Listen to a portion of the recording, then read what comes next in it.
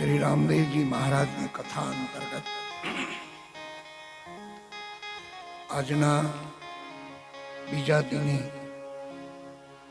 बीजी सभा में पधारेला तमाम भक्तजनों, भाईओ, बहनों, माताओं, वडीलों, मेहमानों, परोक्ष अपरोक्ष अहींया विलसी रही तमाम चेतनाओं,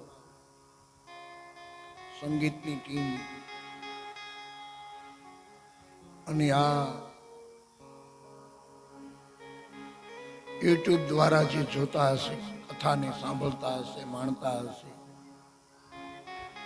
એ સૌને અને સન્મુખ બિરાજમાન આપ સૌને વ્યાસ ગાદી પરથી પ્રણામ, આપ સર્વનું સ્વાગત, ખૂબ ખૂબ ધન્યવાદ.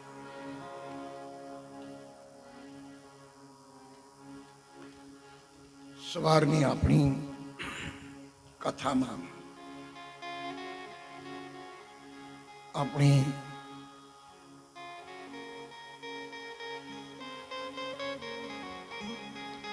ભગવાન રામદેવજી મહારાજ 24મો અવતાર, કલ્કી અવતાર,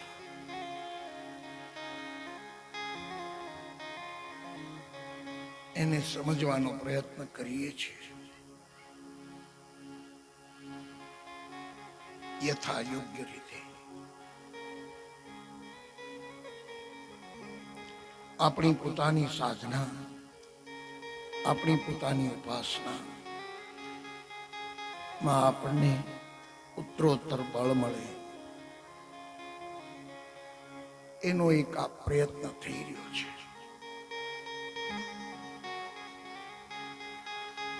ए तमने नहीं सांभळवा दे, त्याथी बाळकोने लई लो तो ज संभळाशे. પડદાની પાછળ એ બાળકો ન્યા હોય, તમને નહીં સાંભળવા દે, મને નહીં થાય બોલવા દેતા, તમને સાંભળવા કેમ થાય? એને તો આનંદ જ આવે, બાળકોને તો મજા જ આવે ને,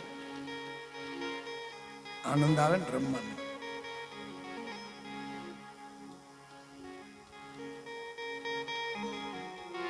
અને હારો છાંયો છે, મજા જ આવે છે.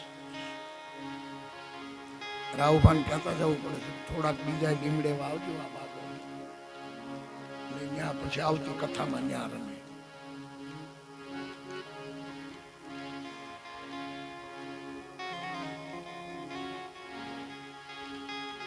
આપણે એક પ્રકરણ વિચારી રહ્યા હતા, સમજી રહ્યા હતા.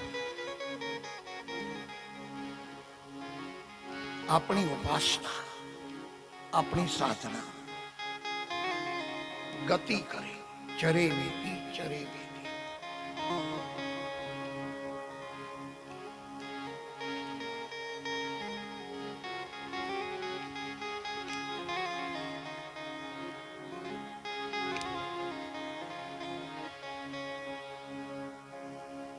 जीवात्मानी एक स्थिति है, पुनरपि जननम पुनरपि मरणम पुनरपि जननी जठरे शयनम. जीवात्मा गति करे છે, રોકાઈ જાય આયુષ્ય પ્રમાણે, કર્મ પ્રમાણે. કોઈ 5, 75, 25 વર્ષ, 50 વર્ષ, 40 વર્ષ, 60, 75, 80, 100, પણ અંતે યાત્રિક છે જીવાત્મા. एक गति करे छे.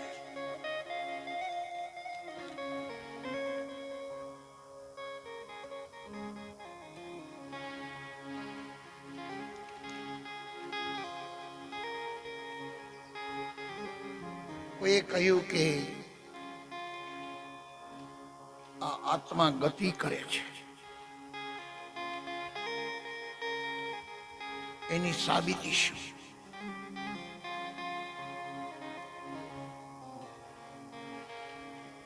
જીવાત્મા આ યોનિમાં આવ્યો છે, મનુષ્ય યોનિમાં. તો આના પહેલા શું?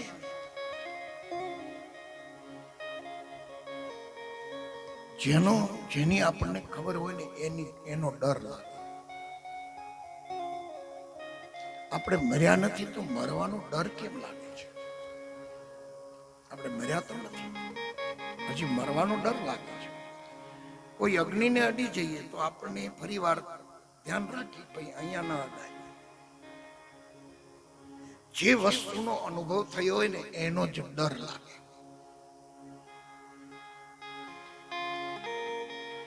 તો મર્યા નથી મરવાનો ડર કેમ લાગે છે? આ પ્રશ્ન છે.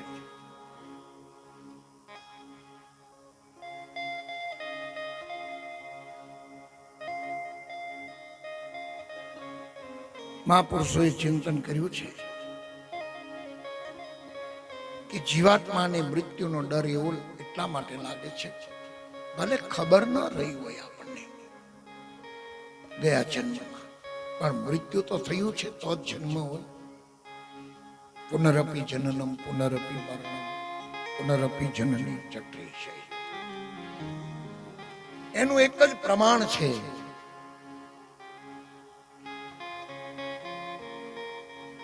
બાળક જન્મે 5, 7, 8 વર્ષનો થાય, સમજવા માટે આ મોબાઈલના જમાનામાં બહુ હવે કેવું અઘરું પડે છે. અમુક બાબતો આપણને ખબર ન પડે, 5 વર્ષના છોકરાને મોબાઈલમાં ખબર પડે કે લાવો પપ્પા હું તમને ગોતી દઉં. 5 વર્ષના બાળકને મોબાઈલ, પણ 5 વર્ષના બાળકને નાળિયેરમાં, લીલા નાળિયેરમાં સ્ટ્રો, ભૂંગળી જેને સ્ટ્રો કહેવાય ને, ઠંડા પીણામાં ભૂંગળી એટલે સ્ટ્રો નાખીને પીવે છે બાળકો. લીલા નાળિયેરમાં સ્ટ્રો નાખી અને બાળકો પીવે. પછી એને પિતા ન આવડે 4-5 વર્ષના બાળકને, એની મમ્મી શીખવાડે આમ પીવાય. પિતા શીખવાડે ને 4-5 વર્ષના બાળકને કે ભૂંગળી આ નાળિયેરમાં રાખીને પીવાય. એનું એ બાળક જ્યારે જન્મે ત્યારે જેવી એની માતા એને ગોદમાં રાખે તો એ બાળકને કોણ શીખવાડે છે કે આ પૈસ્થાનમાંથી દૂધ આવે, કેવી રીતે ચોસાય, એ એને ખબર છે ગયા જન્મમાં. એટલે તરત જ એ જ જેમ મરણનું પ્રમાણ એ જ એનું પ્રમાણ છે કે જન્મતાની સાથે એક નાળિયેરમાં પાઇપમાં કેમ પાણી પીવું એ શીખવાડવું પડે છે, પણ માતાના અંગમાંથી દૂધ કેમ ખેંચાય એ શીખવાડવું નથી પડતું. એ જ મરણનું પ્રમાણ છે. એટલે મર્યો હશે નક્કી થયો. તાજું જન્મેલું બાળક સીધી માં આમ ગોદમાં રાખે અને એને શીખવાડે છે, માં શીખવાડે છે દૂધ પીતા. પણ 5 વર્ષના બાળકને પેલું પાઇપમાં પાણી કેમ પીવું એ શીખવાડવું પડે છે. કારણ કે માણસ જન્ય છે અને પેલું પ્રકૃતિ જન્ય છે, ઈશ જન્ય છે. બ્રહ્માંડ અથવા તો જે એને નામ આપો એ પરમાત્મા જન્ય છે. એટલે ગયા જન્મ મર્યો હશે એટલે જ એને આ જન્મે મરણનો ભય લાગે છે. એટલે જીવ ગતિ કરે છે. ગતિ રજોગુણમાં હોય. અહીંયાથી કથામાં અહીંયા આવવું હોય તો રજોગુણ વગર તો અવાય નહીં. દૂર છે ગામથી, ચાલો કથામાં જઈએ. કથા કહેવા માટે મારે અહીંયા 3-3:15 તૈયાર થઈને આવવું પડે. એ રજોગુણ વગર તો અહીં ન અવાય. આપને સાંભળવા આવવું છે તો પણ અહીં આવવું પડે, વિચાર તો કરવો પડે, ગતિ કરવી પડે. અને ગતિ રજોગુણ વગર ન આવે. એટલે રજોગુણ તો છે જ, એ જન્મજાત પ્રકૃતિજન્ય ગતિ છે. હવે આ ગતિ જો ઉધર્વગામી થાય તો એ સાધક હરિ સુધી પહોંચી જાય. જે જેની શ્રદ્ધા.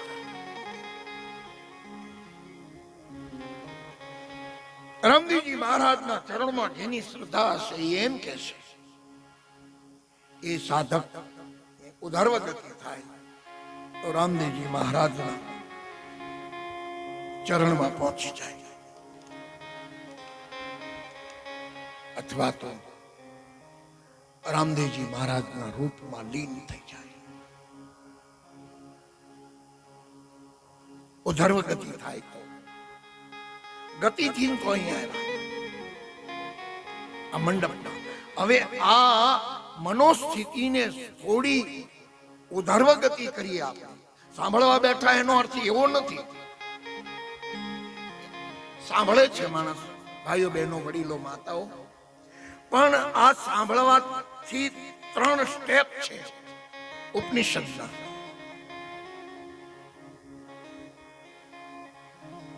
મને મનમાં ઘણી વાર 1.5 દિવસથી સતત દરેક સત્રમાં, આ 4થું સત્ર છે, 4થા સત્રમાં ઘણો વિચાર કરીને આવું છું કે કોઈ પણ અઘરા પ્રકરણમાં નથી કથાને લઈ જઈ. સતત ચિંતન મનન કરતો આવું કે અહીંના જે માણસોનું જે સાંભળવા માટે જે માનસિક રીતે તૈયારી છે એ પ્રમાણે કથા કરવી, એવું સતત મનમાં લાગ્યા કરે છે. આવું છું એ જ વિચારમાં, પણ ન જાણે અહીંયા બેઠું આહવાન કરું અને જે પ્રકરણ શરૂ થાય છે, બહુ જ મારા મનને રોકવાનો દરેક સત્રમાં પ્રયત્ન કરું છું, પણ જ્યાં સુધી મને આત્મસંતોષ નહીં થાય.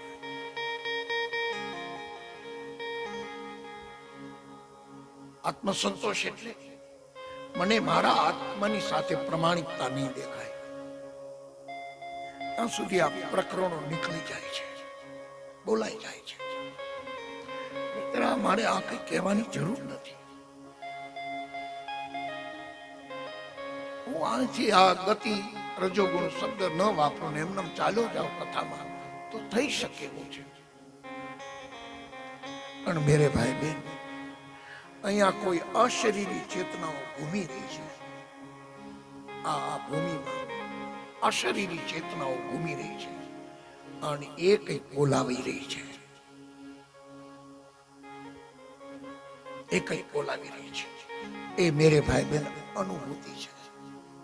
કંઈક કોઈ બોલાવી રહ્યું છે. કોઈ ચેતના, કોઈ આ આંખથી ન દેખાય, સ્પર્શી ન શકાય, જોઈ ન શકાય, સ્પર્શી ન શકાય, સૂંઘી ન શકાય, એવી કોઈ અશરીરી ચેતનાઓ કોઈ ધક્કો મારે છે અથવા તો સાંભળે છે. એનું પ્રમાણ નહીં આપી શકાય, કારણ આપણે ત્યાં 4 પ્રમાણો છે.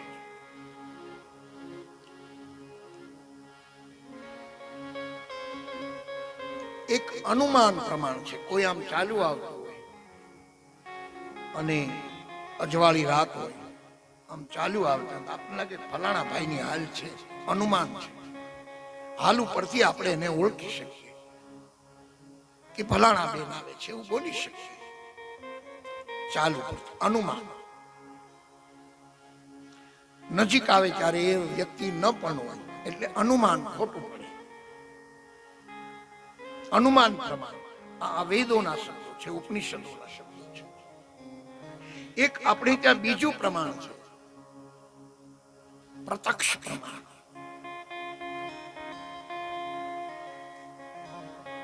પણ મેરે ભાઈ બહેન, પ્રત્યક્ષ પ્રમાણ પણ ખોટું પડે.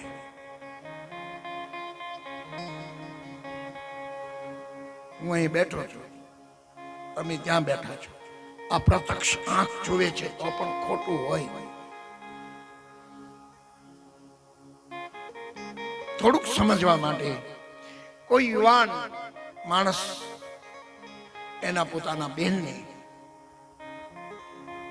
સાસરીએ મૂકવા જતો હોય બાઈક ઉપર, અને આપણા અણિયાણીમાં રોડ ઉપરથી નીકળે તો 99% નેગેટિવ માણસ વિચારે છે. 99% કોઈ વ્યક્તિની ઉપર ઈશ કૃપા હોય અથવા તો ગુરુ કૃપા હોય એ એવું કઈ ન વિચારે. બાકી યુવાન કોઈ એની બહેનને અથવા તો કોઈ યુવાન એના ભાભીને મૂકવા જતો હોય સાસરીમાં અથવા તો પીરમાં, દિયર ભોજાઈ નીકળ્યા હોય તો પણ માણસ નેગેટિવ વિચારે છે. એટલે પ્રત્યક્ષ પ્રમાણ પણ ખોટું હોય, એ પણ સાચું ન હોય. એક મેરે ભાઈ બહેન શબ્દ પ્રમાણ, ત્રીજું છે શબ્દ પ્રમાણ. અને શબ્દ પ્રમાણની આ આપણે કથા ચાલી રહી છે. શબ્દ પ્રમાણ અમે શબ્દનો આશરો લઈને રામદેવજી બાબામાં દેવત્વ, બ્રહ્મત્વ, સત્યત્વ, જ્યોતિત્વ, જ્ઞાનત્વ, ઈશ્વરત્વ એનામાં જે પડ્યું છે, પડ્યું હતું એ સમજાવવાનો પ્રયત્ન કરીએ છીએ કે રામદેવજી મહારાજમાં બ્રહ્મત્વ ક્યાં છે. શબ્દનો આશરો લઈને બોલ્યા કરીએ છીએ, છતાં જગત ન માને તો એમાં કઈ રડવાનો સવાલ નથી. શબ્દ પ્રમાણ છે. કારણ કે આપણે તો સાંભળવું હોય સાંભળીએ ને, આપણે આપણું નક્કી કરેલું હોય ને એ સંભળાય છે.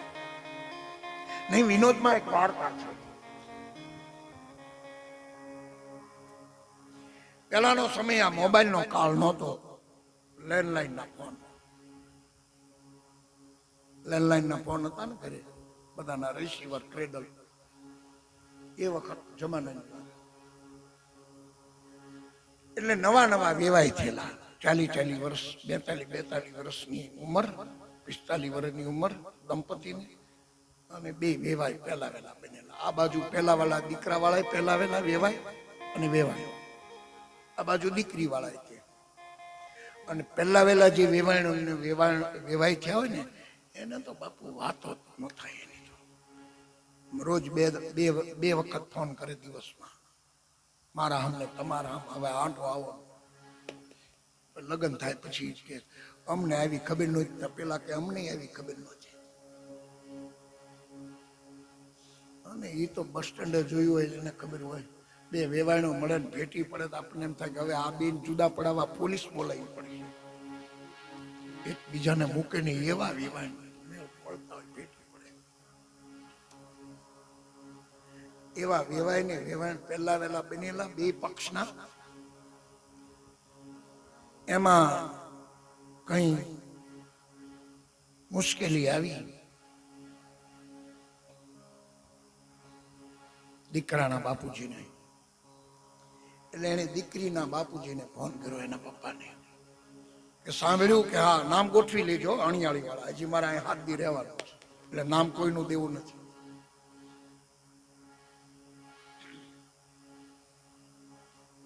સાંભળ્યું કે હા કોણ બોલો છો, ગોઠવી લેજો. એ કે કેમ અચાનક અત્યારે ફોન? એ કે મારે અચાનક 2 લાખ રૂપિયાની જરૂર પડી છે. દીકરાના બાપુજી કે તમે કોઈ માણસને મોકલો, નહીતર મારી આબરૂ જશે.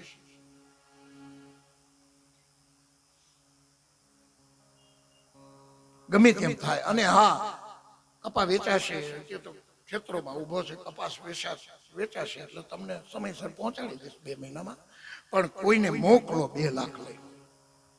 દીકરીના બાપુજી કે મને સંભળાતું નથી, જરા જોરથી બોલો. પછી દીકરાના બાપુજી વળી જોરથી કીધું, એ મારે 2 લાખ રૂપિયાની જરૂર છે, તમે માણસ તાત્કાલિક મોકલો બાઇક લઈને, મારી આબરૂ જશે અને મારી આબરૂ તમારી આબરૂ છે. બીજી વાર કીધું. દીકરીના બાપુજી કે મને સંભળાતું નથી, કંઈક બોલો જોરથી, શું કહો છો? વળી ત્રીજી વાર જોરથી બોલાય, અહીંથી બોલાય ને ગામમાં હમણાં એટલું જોરથી બોલ્યો છે. ત્રીજી વાર કીધું, એ મારે 2 લાખ રૂપિયા જોઈશે, જલ્દી મોકલો, કોઈ માણસને મારી આબરૂનો સવાલ છે. દીકરીના બાપુજી કે મને સંભળાતું નથી, જે જોરથી બોલો. 3 વાર આવું કીધું. આ બેયની વાત પેલો ઓફિસમાં બેઠો બેઠો ફોન જોડી દેતો હતો ને, જૂના જમાનાના ફોન રિસીવર વાળો, એ બેયની વાત સાંભળતો હતો પેલો ઓપરેટર, ઇયરફોન મૂકીને. એટલે વચ્ચેથી પેલી ટેલિફોન ઓફિસમાંથી ઓપરેટર બોલ્યો, દીકરીના બાપુજીને એને કીધું, ઈ કે મને સંભળાય છે, તને કેમ નથી સંભળાતું? ઈ કે તને સંભળાતું હોય તું દઈ દે. જેને ઈચ્છા હોય ને ઈ જ સાંભળે, નક્કી કરેલું હોય. બધાને બધું નથી સમજાવતું. એટલે મેરે ભાઈ બહેન, શબ્દ પ્રમાણ એ તો ગૌણ છે, પણ એક ચોથું પ્રમાણ છે, એને કહેવાય આર્ષ પ્રમાણ, એને કહેવાય ગુરુ પ્રમાણ, એને કહેવાય સંત પ્રમાણ. અને આર્ષ પ્રમાણને 3 કાળમાં કોઈ કાપી ન શકે. અકાટ્ય સૂત્ર છે આર્ષ પ્રમાણ.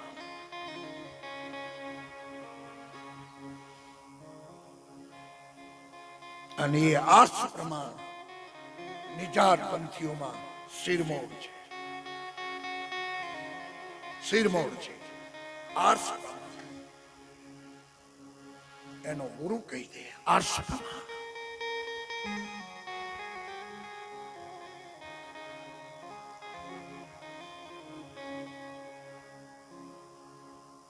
ઓશોને એક વાર પૂછવા મળ્યું, નામ સાંભળ્યું છે જેને, ઓશો રજનીશજી.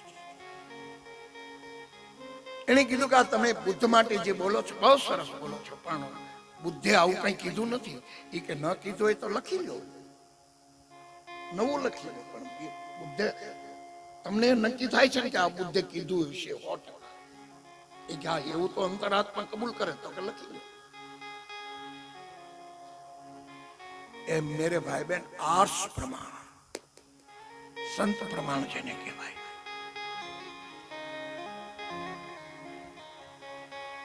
અને સંત પ્રમાણ માટે તો મેરે ભાઈ બહેન ક્યાં પ્રમાણ દે? સંત પ્રમાણ. એના માટે સગાવશાના ચરણમાં બેસવું પડે.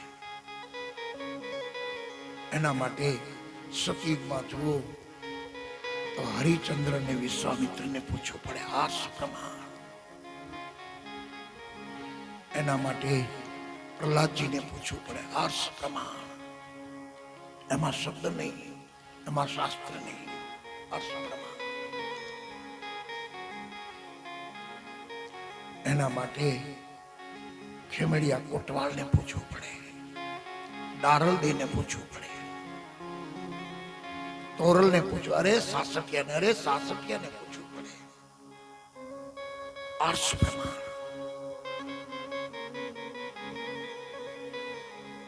જેસલજી આવે, તોરલની માંગણી કરે, આર્ષ પ્રમાણ. સમય આવશે ત્યારે વિસ્તાર કરશું, પણ અત્યારે વાત એ છે, ગતિ એ રજોગુણી છે. પણ હવે આ ગતિ અહીંયા બેસી ગયા તમે સાંભળવા માટે આવી ગયા. ગતિ તો તમારી નક્કી થઈ ગઈ કે ઘરેથી ગતિ હતી કથાના સ્થળ સુધી. ત્યાં સુધી તમે મનમાં જે વિચારો કરીને આવ્યા હોય આપને મુબારક, સૌને, બહેનો ભાઈઓ વડીલો બધા. પણ અહીંયા આવ્યા પછી જો અહીંથી હું જે બોલું અને એમાં જો આપના પોતાનું બુદ્ધિ અને મન જો ભળી જાય તો મારું કહેલું સત્ય અસત્ય સાબિત થઈને બોલે. કારણ કે એમાં આપના તરફથી કઈક ઉમેરો થયો.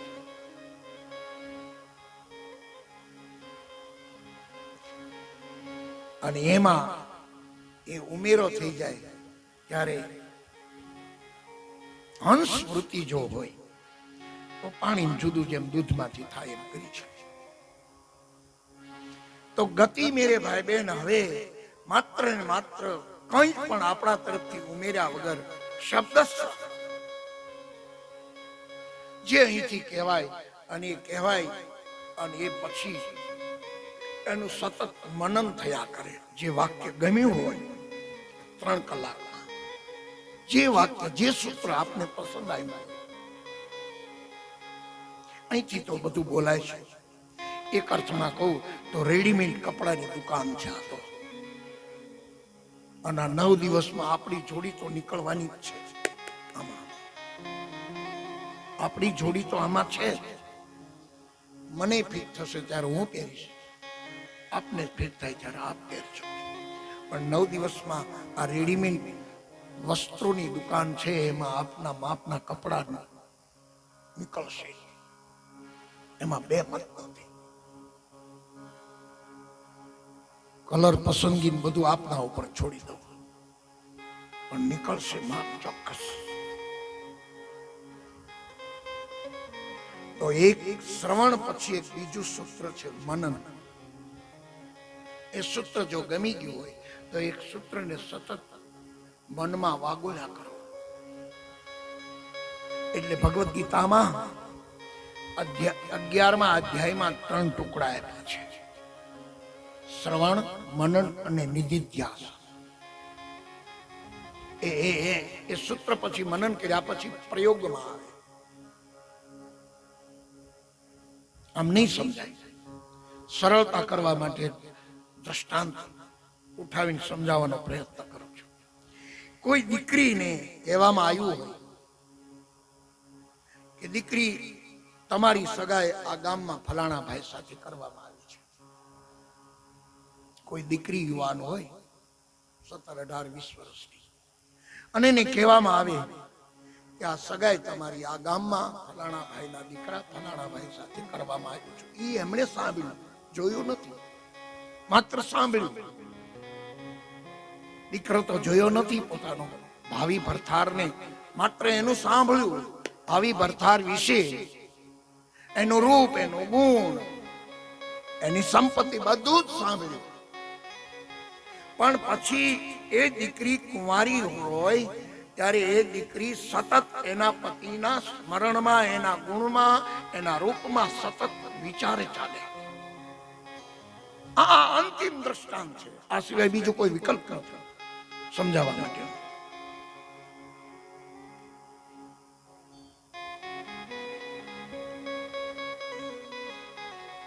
અને એક કુંવારી દીકરી પોતાના પિયરમાં એમના બધા, એના મમ્મી, એના કાકી, એના પરિવારના બધા સભ્યો, પિયરના એ બહેનો બધા ભેગા થઈ અને એક કુંવારી દીકરી જ્યારે બધાની સાથે ચોખા સાફ કરવા બેઠી હોય, ઘઉં સાફ કરવા બેઠી હોય, ત્યારે એના વડીલ માતાઓ, કાકી થતા હોય, કાકી, એના ભાભી, જે બધા થતા હોય વડીલ બહેનોની સાથે એ દીકરી બેઠી હોય કંઈ ઘરકામ કરાવવા માટે, ત્યારે ચોખાનો ઢગલો હોય ને એમાં એના પોતાના પતિનું નામ લખતું હોય. દ્રશ્ય કલ્પના કરજો. આ પછી પોતાના એ ભાવિ ભરથારના સતત સ્મરણના કારણે, મનનના કારણે એ એમાં નામ લખે એનું. અને પોતાના કાકી, પોતાના મમ્મી, એ પરિવારના વડીલ બહેનો આવે ત્યાં ચોખા ભેગા કરી નાખે, ખબર ન પડવા દે કોને યાદ કરે છે આ દીકરી. અથવા તો એંઠવાડ કાઢવા બેઠી હોય, વાસણ સાફ કરતી હોય, ત્યારે દીકરી પાણીના એ તગારામાં પોતાના પતિનું નામ લખતી હોય. સતત એના મનમાં ઘૂમતું હોય, એને કહેવાય મનન. એ મનન છે. કેટલો લગાવ છે એ તો કુંવારી બહેનો સમજી શકે.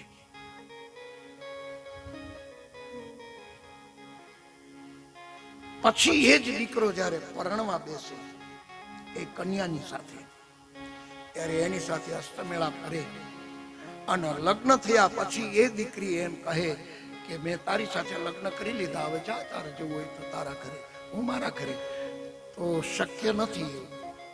પણ જે દીકરી જેની સાથે હસ્તમેળાપ કરે એના ઘરે જ્યારે આવી જાય ત્યારે એ પોતાના ભાવિ ભરથારની સંપત્તિની માલિક બની જાય, એની માલિક બની જાય. ત્યારે એમ કે આ મારું ઘર છે. એને કહેવાય પ્રયોગ. એ પ્રયોગ કર્યા પછી ચાલતી થઈ જાય એની સાથે. એમ મેરે ભાઈ બહેન આપણી વૃત્તિ કુમારી છે અને એ કુમારી વૃત્તિને કોઈ સદગુરુની સાથે આપણે એનો હસ્તમેળાપ કરાવવાનો છે આ કથા દ્વારા.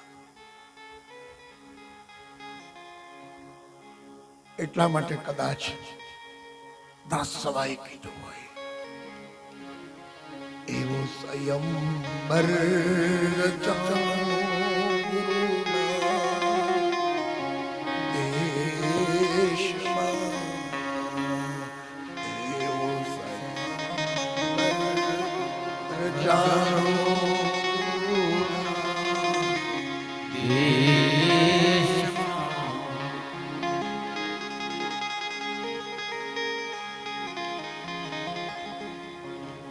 પરણે શબ્દ સુરતા ને નાર એવું સંયમન.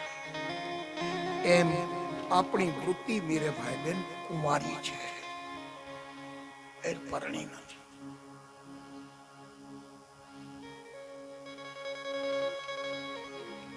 અને એ કુમારી વૃત્તિને યથા યોગ્ય અહીં સુધી તો આપણે લાવી દીધી ગતિમાં, પણ હવે આ ગતિ બે પ્રકાર છે. હવે જો અહીંથી કોઈ સૂત્ર આપને પસંદ આવી ગયું હોય અને એનું સતત મનન કરે, એ સૂત્ર એના માટેનું એ ઘરાણું સાબિત થઈ જાય અને એના એ સૂત્રના માલિક થઈ જાય. નથી એની પર અમારો અધિકાર કે નથી આ રામદેવજી મહારાજની કથાનો અધિકાર. એ આપની માલિક થઈ ગયા, આપ એના માલિક થઈ ગયા સૂત્રના. અને સૂત્રના માલિક થઈ જાય એટલે પરમાત્માની સંપત્તિના એ માલિક બની જાય. આટલી યાત્રા મેરે ભાઈ બેન કરવી પડે. અને આ યાત્રા નહીં થાય ને ત્યાં સુધી મૃત્યુ હી મૃત્યુ હે. અને એટલા માટે આ મૃત્યોર્માં અમૃત ગમય, અમને તમે અમૃતની પ્રાપ્તિ કરાવો આ કથા દ્વારા. આ અમૃત નહીતર ચાલો અમૃત પીવાથી અમર થઈ જાય. અમર થઈ જાય એટલે શું? નામેનો તો નાશ સૂત્ર છે આપણું, પણ અમરત્વ એટલે શું? અમરત્વ યાની અમૃત. જે દેહને આપણે મરણ ધર્મા સમજીએ છીએ અને એમાં જાગૃતિ એક અંદરથી આવે અને એનો અહેસાસ થાય. અને જેમ સુખદેવજી મહારાજે કહ્યું 7મા દિવસે પરીક્ષિત મહારાજ બેઠા છે શ્રોતાજનમાં અને શ્રોતાજી વક્તાએ શ્રોતાજનની કસોટી કરી.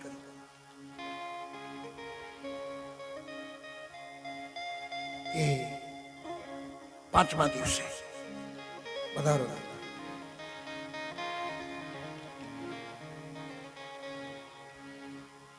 હે પરીક્ષિત, તે 5 દિવસથી દાદા સામે બેસો, મજા આવશે, મને મજા આવશે. ત્યાં બેસો, મજા આવશે. ત્યાં થોડો ટેકો રહે. પૂજ્ય પુરુષો આમ યથા યોગ્ય સ્થાને બેઠા હોય તો આનંદ આવે.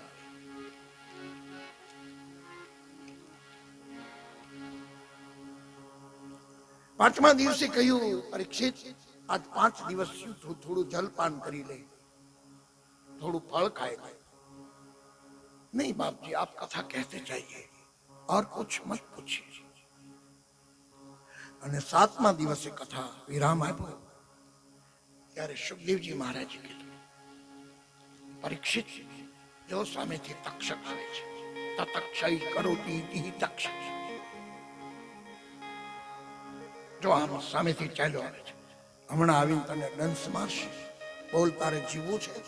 જ્યાં સુધી હું અહીંયા બેઠો છું ત્યાં સુધી તાકાત નથી કે તક્ષક તને ડંસ મારી શકે. ત્યારે પરીક્ષિત બોલ્યા છે 7મા દિવસે, જે પરીક્ષિતે પહેલા દિવસે એમ કહ્યું હતું કે બાપજી 7 દિવસમાં મૃત્યુ કેમ સફળ થાય, એ જ પરીક્ષિત 7મા દિવસે એમ કહે છે કે બાપજી આ એક તક્ષક નહીં પણ 1000 તક્ષક આવે ને તો પણ પરીક્ષિતને દંશ ન લાગે. કારણ કે ચિદાનંદ રૂપ શિવોહમ શિવોહમ શિવોહમ. અને બહુ બળથી બોલ્યા છે, નમે મૃત્યુ શંકા નમે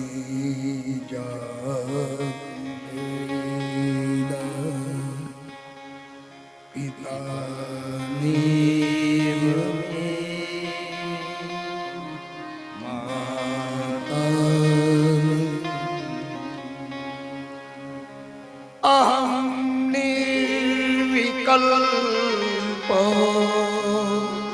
નિરાકાર રૂપ શિવોહમ શિવોહમ શિવોહમ શિવોહમ શિવોહમ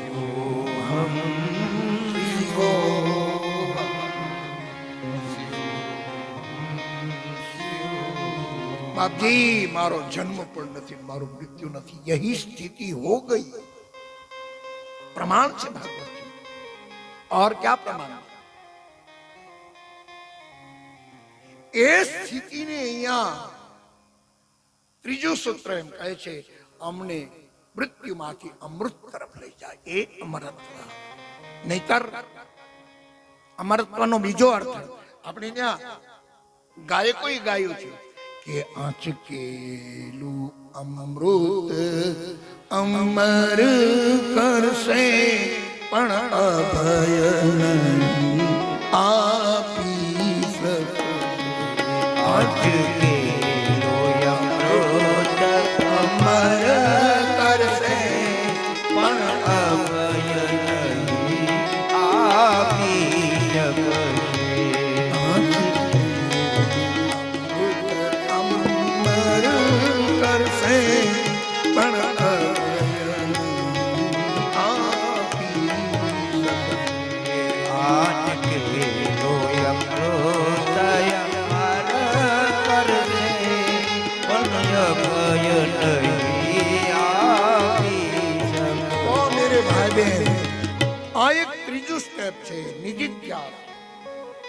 ज्ञातु भगवत गीता 11मो अध्याय, ज्ञातु द्रष्टु तत्वेन प्रवेश, तत्वनी अंदर प्रवेश। ज्ञातु એટલે જાણવું, અને પછી જ્ઞાતુ દ્રષ્ટુ, જે જાણેલું છે એ દ્રષ્ટિમાં આવે, આંખમાં આવે, જોવાય। આમ કહેવાથી બધા હરિના રૂપ છે, હરિના રૂપ છે એમ થોડું જ નક્કી થઈ જાય બોલવાથી। ऐसे नहीं हो सकते मेरे भाई बहन।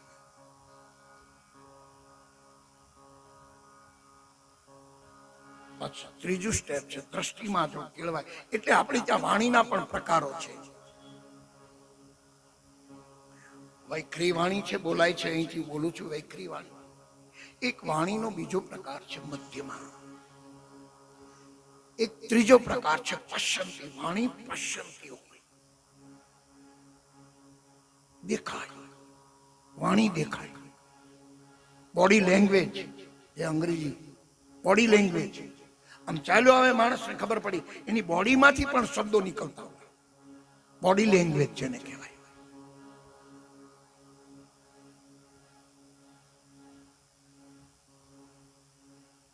नजर से नजर, कौन कहता है आंखों को जुबानी है? कौन कहता है आंखों को जुबानी है? कौन કહે છે આંખને ભાષા નથી? આંખની પાસે પણ જીભ છે। नजर से नजर ने मुलाकात कर ली, नजर से नजर ने मुलाकात कर ली, रहे दोनों खामोश और बातें कर ली, रहे दोनों खामोश और बातें कर ली। आंखनी पण भाषा, बॉडीनी भाषा। पहले गुरु मन से कहे, बहुत अद्भुत एक सूत्र મળ્યું છે। पहले गुरु मन से कहे, गुरु मन थी बोले, समझाय तो शिष्य एनी कक्षा प्रमाण। અને જ્યારે કોઈ પણ સદગુરુ હોય ને, એ એની ભૂમિકાથી જ શરૂઆત કરે। શિષ્ય ત્યાં પહોંચે એ બીજી વાત છે, પણ જ્યારે ગુરુ શરૂઆત કરે, સદગુરુ શરૂઆત કરે, ત્યારે તો એની સ્થિતિથી ન જ એટલે કહે ગુરુ પહેલે મન સે કહે પીછે નૈનન કી સૈન પછી આંખનો ઈશારો. અને દાદુ કહે છે દાદુ શીખ સમજે નહીં તો કઈ સમજાવે બેન. વાણી તો ત્રીજો પ્રકાર છે.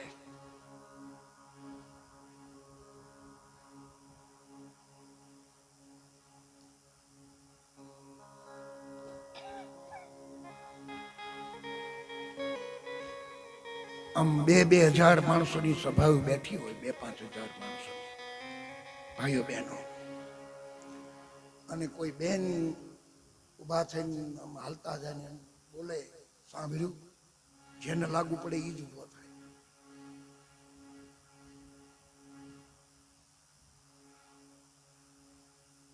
સાંભળ્યું તો કેટલાય માણસો, પણ બધા કેમ નહીં ઉભા થતા?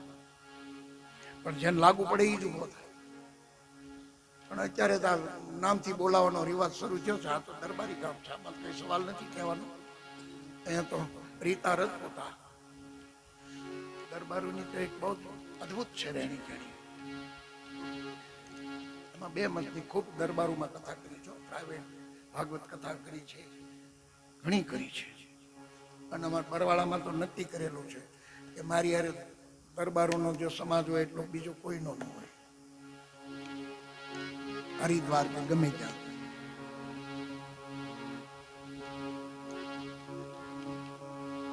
દરબારોમાં બેસ જમવાની એક પણ એક પદ્ધતિ છે. આ તો હવે તમારું ઘર છે એટલે તમને તો ખબર જ હોય. એક ચુડાસમા પરિવારમાં, ગામનું નામ નહીં પણ ત્યાં જમવાનું ઘણા માણસો બેઠેલા. પહેલા વહેલા મારો પરિચય, પહેલા વહેલા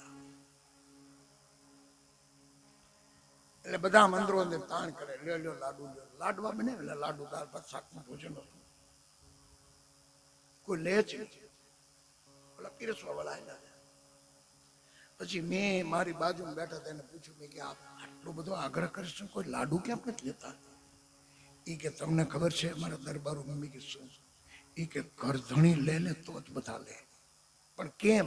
એ કે ઘરધણીને ખબર હોય રહોડામાં શું છે સ્થિતિ.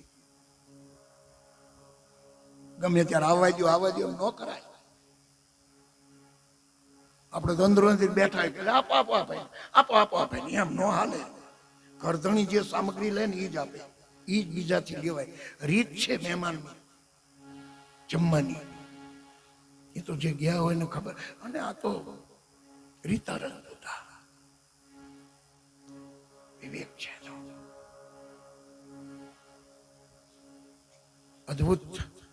એના બહેનો એ સમાજના, તમારી કથા કરું છે એવું નહીં.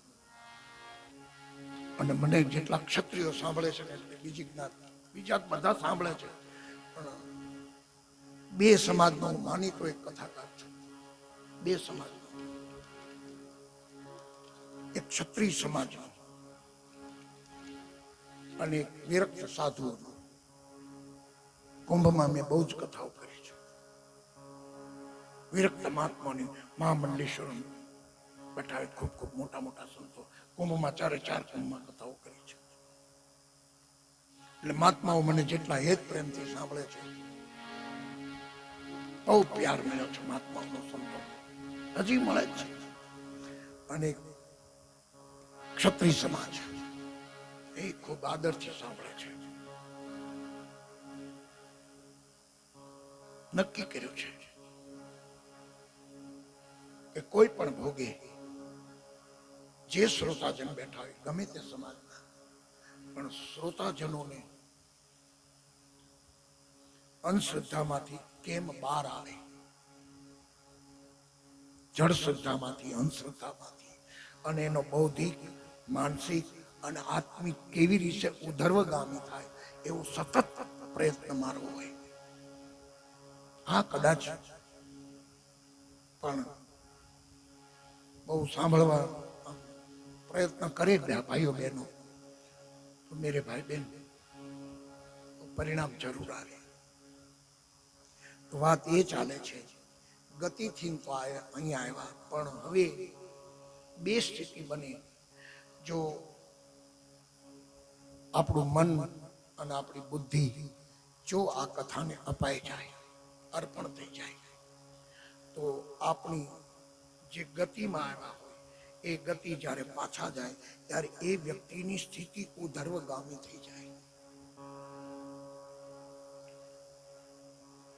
એટલે સત્વગુણમાં પ્રવેશ થાય. અને અહીંયા આવ્યા પછી પણ જો રાગ અને દ્વેષ, ત્રણ પ્રકારના ગ્રહો છે, દુરાગ્રહ, અટાગ્રહ. અટાગ્રહ છૂટવો પડે, દુરાગ્રહ ન હોવો જોઈએ.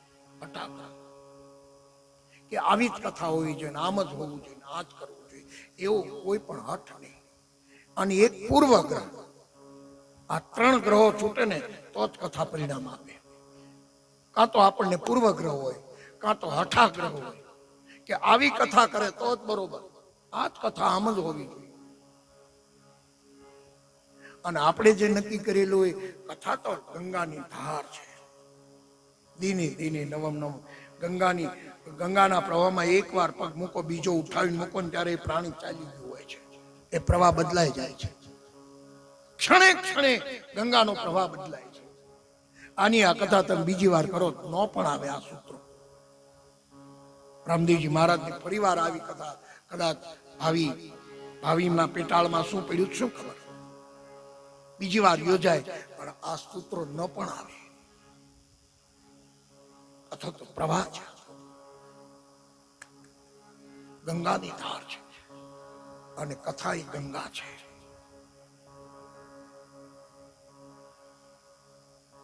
અને ગંગાને બે કિનારા હોય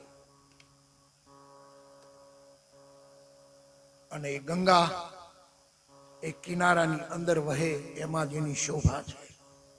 એ ગંગા કિનારાની બહાર વહે ત્યારે એ પણ વિનાશ સર્જે છે. અને એ જ ગંગા પ્રકરણ આવશે, હમણાં શરૂ થશે ત્યારે હું આપને યાદ કરાવીશ. આપણને યાત્રા કરાવશે નારાયણ મુનિ, ગંગાની યાત્રા કરાવશે. તો મેરે ભાઈ બહેન, ગતિ ના બે પ્રકારો, ગતિ પછી ઉધર્વ ગતિ અને અધોગતિ. કથા પછી પણ અધોગતિ થાય, સાંભળ્યા પછી અને કથા કર્યા પછી.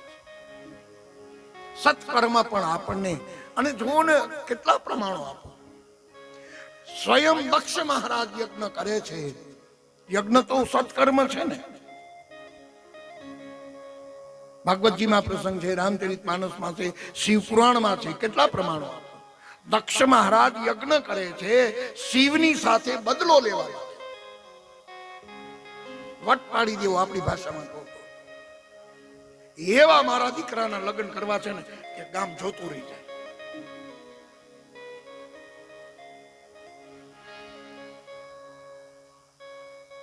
એમ દક્ષ મહારાજે વિચાર કર્યો કે એવો યજ્ઞ કરું, શિવનું અપમાન કરું. હવે શિવ અપમાન કરવા માટે કરેલું યજ્ઞ નિષ્ફળ ગયો, સત્કર્મ નિષ્ફળ ગયું. અને કોણ કરનાર છે? દક્ષ, વિષ્ણુ, બ્રહ્મા અને અન્ય સંતો ઋષિઓ હાજર હતા. ભૃગુ જેવી વ્યક્તિ હાજર હતી, ઉષા. એવા ઋષિઓ, એવા દેવતાઓની હાજરીમાં પણ યજ્ઞ નિષ્ફળ ગયો, સત્કર્મ. કારણ કે વેર વૃત્તિથી યજ્ઞ ચાલી રહ્યો છે દક્ષ. અને દક્ષ એટલે સમાજ. ભગવદ્ ગીતા, ઉદાસીનો ગતવ્ય સર્વામ પરિત્યાગ સૌ મદ્ભક્ત સન્નિધિ. દક્ષ એટલે સમજ. સતીના પિતા, એનો યજ્ઞ નિષ્ફળ જાય એમાં આપણો તો જાય જ ને. આપણો તો કે મારા ઘરે આ વખતે કરવા દો મારે યજ્ઞ, આમંત્રણ નથી આપવું. જોવું સત્યનારાયણ ભગવાનની કથા કરે ત્યાં આમંત્રણ ન હોય. અને ખબર હોય ને જેને કે આમંત્રણ એ કે, અને જેને આમંત્રણ હોય ને એને ઘર પાસેથી નથી બધા હાલે, હાલો નથી આવું કથા. ના, અમને કીધું નથી. આ ભલે રામદેવજી મહારાજની કથા કરી પણ અમારે નથી આવું. અમને ક્યાં કીધું? મેરે ભાઈ બહેન, बहुत ईश कृपा मांगी ले छे सत्कर्म में आववी. આપણી ઉપર ઈશ કૃપા હોય ને તો જ અહીં આવી શકાય. ગુરુ કૃપા જોઈએ, ઈશ કૃપા જોઈએ, પૂર્વજોની કૃપા હોવી જોઈએ.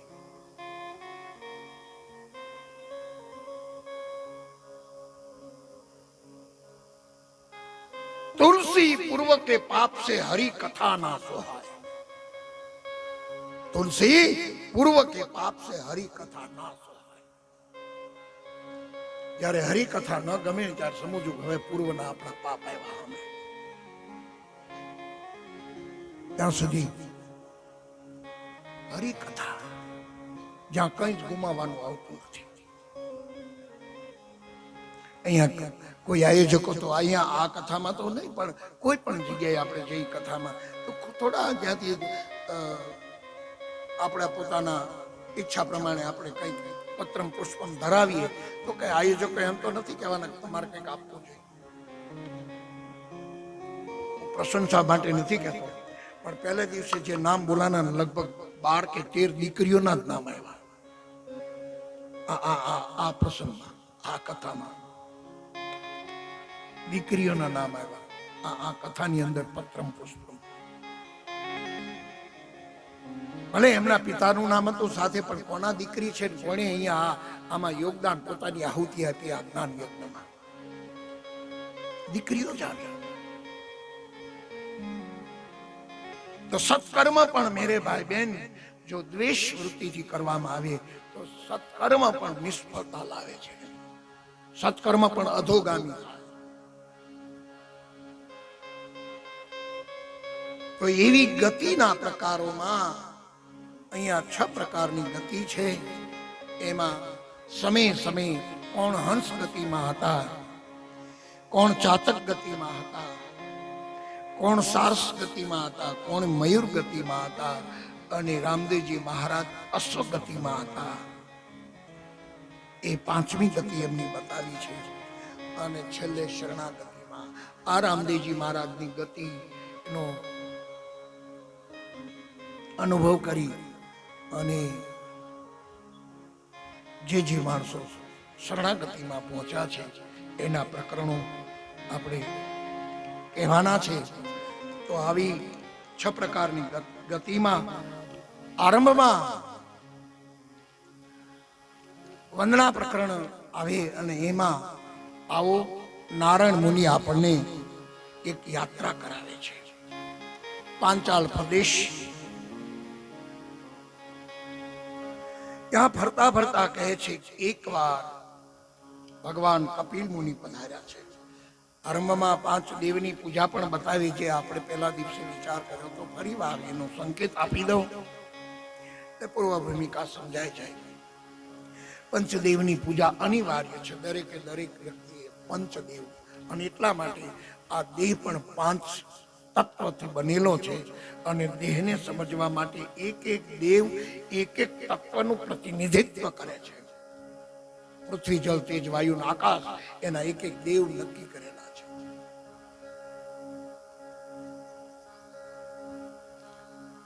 પૃથ્વીના દેવ ગણપતિ મહારાજ છે. એટલા માટે આપણે ત્યાં સંતવાણીના ગાયકો બોલે છે, અરે મૂળ મહેલ વસે ગુણેશ, મૂળ મહેલ વસે ગુણેશ, ગુરુ ગમ સે ગમ પાતા, ગુણપતિ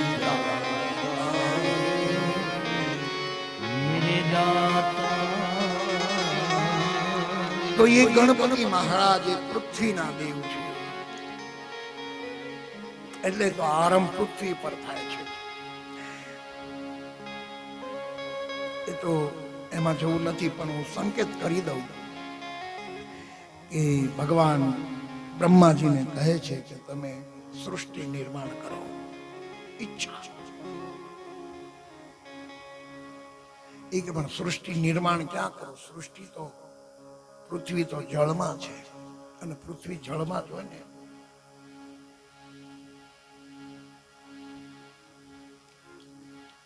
એ આરંભમાં એમ કે છે, જો જળમાં જ્યોતિ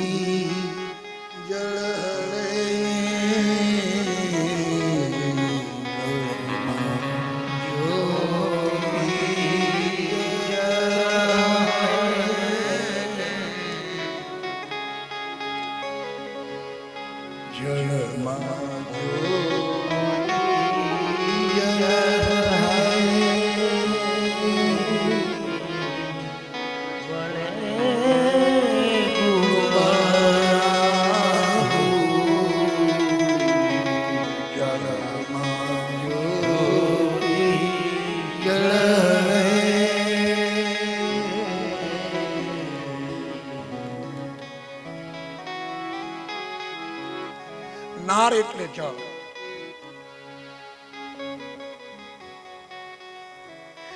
અને જળમાં અયન નારાયણ શબ્દ બન્યો છે. એટલે નમો નારાયણ. જળમાં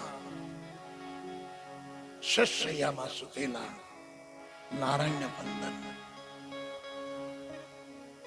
એ પ્રભુને કહ્યું કે મારે સૃષ્ટિ ઉત્પન્ન કરું, પણ પૃથ્વી, ભગવાન પૃથ્વી પહેલો અવતાર વરા અવતારનો બની અને પૃથ્વીને પોતાના દાંતમાં લઈ આવે છે.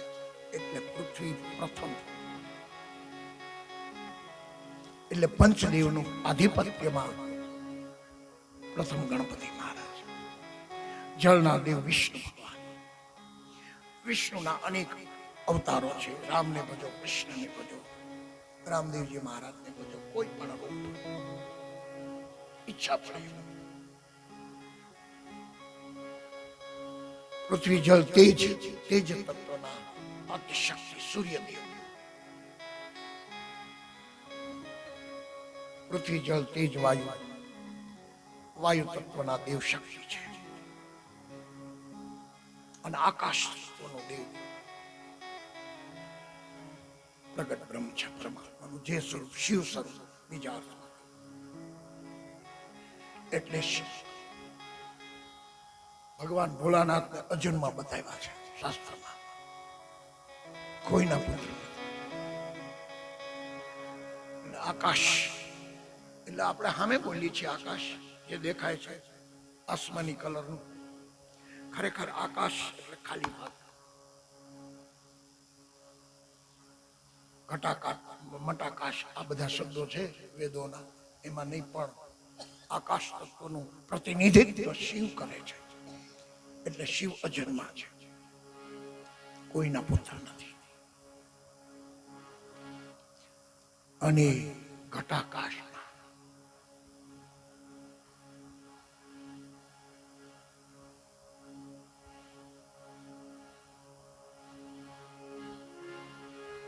એક વાર ફરતા ફરતા પાંચાલ પ્રદેશમાં કપિલ ભગવાન પધાર્યા છે. સાંખ્યનો વિસ્તાર કર્યો છે.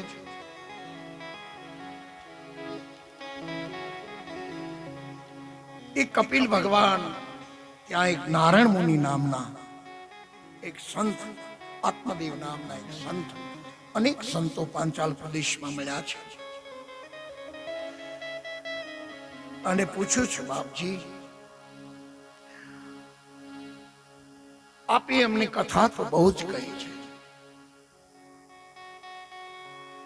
અનેક કથા તમે કહી છે,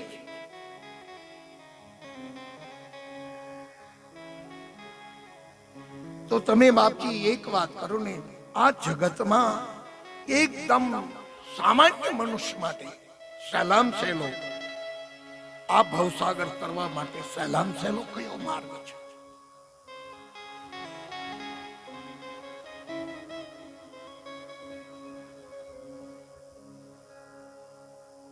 ત્યારે આત્મદેવ નામના બ્રાહ્મણ,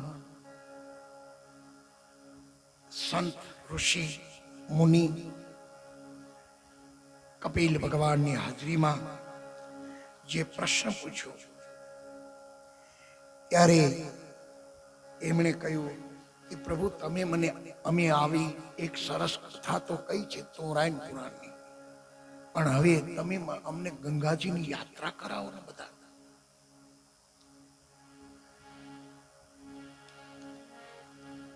ત્યારે ઋષિ એમ કહે છે કે આપણે બધા ગંગામાં ત્યાં જઈએ, છતાં પણ એવું થઈ શકે શું બાપજી કે આપણે સ્વયં ગંગાને અહીંયા ઉતારીએ તો?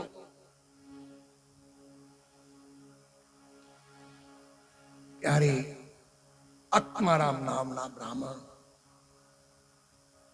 અને નારાયણ મુનિ અને કપિલ ભગવાન વચ્ચે જે સંવાદ શરૂ થયો, અને એમાં ભક્તિનું મહાત્મ્ય કહી, સંત મહાત્મા સમજાવી, ભક્તિનું મહાત્મ્ય સમજાવી, અને એ નારાયણ મુનિ પ્રથમવાર એ પાંચાલ પ્રદેશમાં ગંગાને પ્રગટ કરી, જ્યાં આપણે ત્રિનેત્રેશ્વર મહાદેવજીનું પ્રાગટ્ય થયું. અને આજ પણ આપણે કહીએ છીએ કે જ્યાં ગંગાજી પધારે છે એવો એનો મહિમા છે.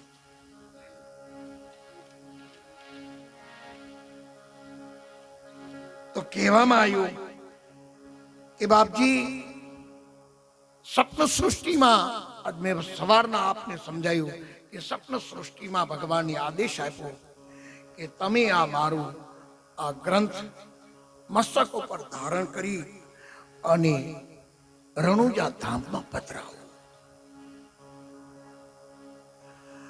રણુજા ધામમાં પધરાવા માટે નારાયણ મુનિ પોતાના મસ્તક ઉપર આ ગ્રંથને ધારણ કરી અને યાત્રા કરે છે પંચાલ પ્રદેશમાંથી મરુધરામાં.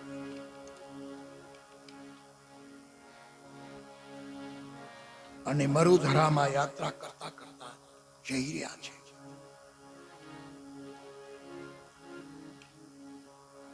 અને એમાં એક વિસામો લીધો છે. કથાનો આરંભ થાય છે, કથાના પ્રવેશ થાય છે. અને એક ધનપાલ નામનો એક નગરપતિ, પોતાને ત્યાં એક પુત્ર હતો. એ પુત્રની માનતા પૂરી કરવા માટે એ રણુજામાં આવી રહ્યા છે. પ્રદેશમાં નિવાસ કર્યો છે. લૂંટારાઓ આવ્યા છે, ધન બધું લૂંટી લીધું છે. સંપત્તિ ધનપાલના એના પુત્રને મૃત્યુદંડ આપ્યો છે. લૂંટીને બધું ચાલ્યા ગયા છે. ધનપાલ બહુ દુખી થઈ ગયો,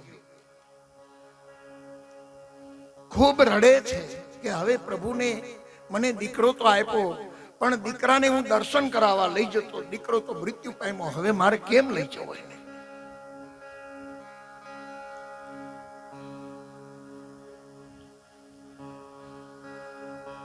એમાં કોઈએ કહ્યું કે નારાયણ મુનિ અહીંથી એક યાત્રા કરી રહ્યા છે પોખરણગઢની, રણુજાની. અને એ સંત હૃદય છે, કદાચ એમને દયા આવે તો એ કંઈક કરી શકે. નારાયણ મુનિની પાસે પધાર્યા છે. એક ગામમાં નિવાસ કર્યો છે. ત્યાં સેવકોએ વાત કરી છે. અને સેવકોએ વાત સાંભળતા સંતનું હૃદય દ્રવી ગયું છે. આંખમાં આંસુ આવી ગયા.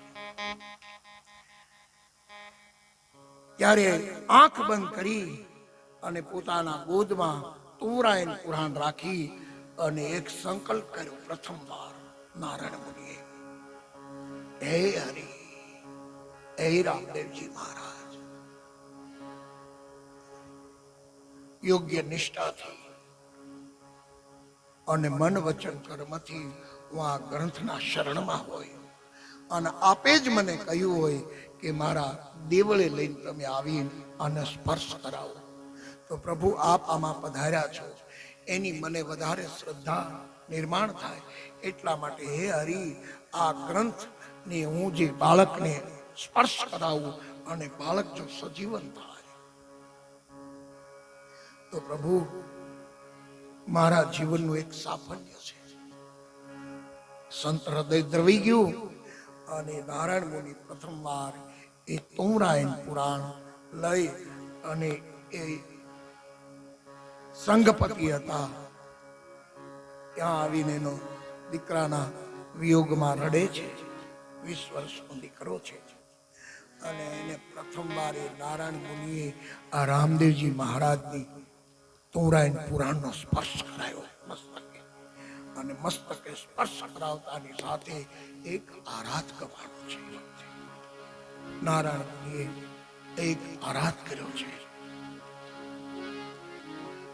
એ આરાધનો આર્તનાદ સાંભળતા જેમ ભગવાન કૃષ્ણ દ્રૌપદીજીના જેમ ચીર પૂરવા માટે આવે એવી રીતે ઠાકોરજી એ 20 વર્ષનો જે યુવાન મૃત્યુ પામેલો હતો એનામાં ચેતના ઉભી થઈ જય જયકાર થયો અને આકાશમાંથી પુષ્પોની વૃષ્ટિ થઈ છે. ધન્ય હો નારાયણ, ધન્ય હો, ધન્ય હો. પછી કહે છે નારાયણ મુનિએ ગ્રંથને નીચે ન મૂકતા એ રામદેવજી મહારાજના ચરણમાં અર્પણ કર્યો. એ જ ગ્રંથનું આવો આપણે બીજા પ્રકરણમાં પ્રવેશ કરીએ, પણ એના પહેલા સામે બધા તૈયાર ઊભા છે જલપાન કરાવવા માટે વ્યવસ્થાનું. બીજું પ્રકરણ શરૂ કરીએ એના પહેલા જલપાનને જે વ્યવસ્થા હોય શરબત કે જેની એ વેનો વ્યવસ્થાનો સ્વીકાર કરી અને પછી આગળ કથામાં જઈએ.